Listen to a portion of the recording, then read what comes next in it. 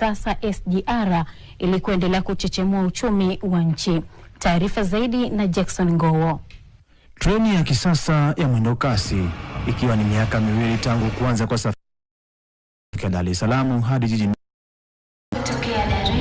Licha ya fursa mbalimbali zinazogusa maisha ya watu, lakini pia inatajwa kurahisisha shughuli nyingi kwa kwenda na wakati wa usafirishaji, na kwa wengi imekuwa ni zaidi ya utalii. SGR ni sehemu ambayo inaweza kukufanyia wepesi wa jambo, kuwahi kwenda na kurudi ikiwa ni kwa urahisi zaidi. Uwekezaji mkubwa sana. Wito wangu wa Tanzania, SGR nauli zake ni bei rahisi sana na mandhari pia ni nzuri. Meneja wa stesheni ya SGR Samia Suluhu Hassan hapa Dodoma anatoa takwimu za hali ya usafiri tangu kuanza kwa safari hizo hapa mkoani Dodoma. Uwekezaji wetu ni mkubwa sana. Kwa kifupi, hapa kwa kifupi kuna treni zetu huwa zinatembea treni 4 kwa siku. Kila treni unaiona hapa, kwa mfano unaiona treni nyuma yetu, na wingi wa watu tunafunga treni 2. Treni zimefungwa 2 kwa mara moja.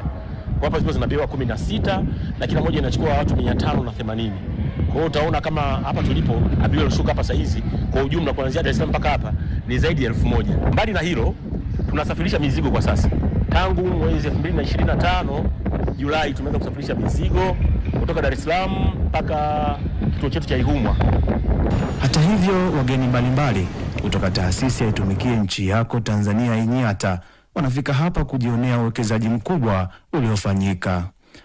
Tumeshajifunza mambo mengi, kwa maana tuendelee kuwashukuru, lakini Watanzania tuwakaribishe kila mmoja aone hili jambo sio la mtu mmoja, ni la Watanzania wote. Sasa sisi kama taasisi tuko hapa na jopo hili kwa ajili ya kujifunza mambo kadhaa ili kuweza kujua namna gani miundombinu ya SGR inaendeshwa.